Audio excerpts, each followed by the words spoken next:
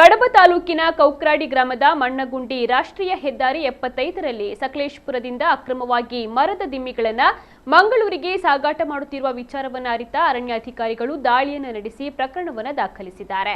ಕಾರ್ಯಾಚರಣೆಯಲ್ಲಿ ಉಪವಲಯ ಅರಣ್ಯಾಧಿಕಾರಿ ವಿನಯ್ ಕುಮಾರ್, ಪ್ರವೀಣ್ ಪಿ, ಗಸ್ತು ಅರಣ್ಯ ಪಾಲಕರಾದ ವಿನಯ್ ಚಂದ್ರ, ಶಿವಾನಂದ ಕುದುರಿ ಇತರ ಸಿಬ್ಬಂದಿ ಪಾಲ್ಗೊಂಡಿದ್ದರು. ವಾಹನ ಮತ್ತು ಸೊತ್ತಿನ ಮೌಲ್ಯವು ಸುಮಾರು 7 ರಿಂದ 8 ಲಕ್ಷ ರೂಪಾಯಿ ಎಂದು ಅಂದಾಜಿಸಲಾಗಿದೆ. ಸದರಿ ಪ್ರಕರಣದ ಮುಂದಿನ ತನಿಖೆಯನ್ನು ಮಂಗಳೂರು ವಿಭಾಗದ ಉಪ ಅರಣ್ಯ ಸಂರಕ್ಷಣಾಧಿಕಾರಿಗಳಾದ ಅಂತೋನಿ ಎಸ್ ಮರಿಯಪ್ಪ ಇವರ ಮಾರ್ಗದರ್ಶನದಲ್ಲಿ ಸಹಾಯಕ ಅರಣ್ಯ ಸಂರಕ್ಷಣಾಧಿಕಾರಿ ಸುಬ್ಬಯ್ಯ ನಾಯ್ಕ ಇವರ ನಿರ್ದೇಶನದಂತೆ ವಲಯ ಅಧಿಕಾರಿಗಳಾದ ರಾಘವೇಂದ್ರ ಎಚ್ ಪಿ ಅವರು ನಡೆಸಲಿದ್ದಾರೆ.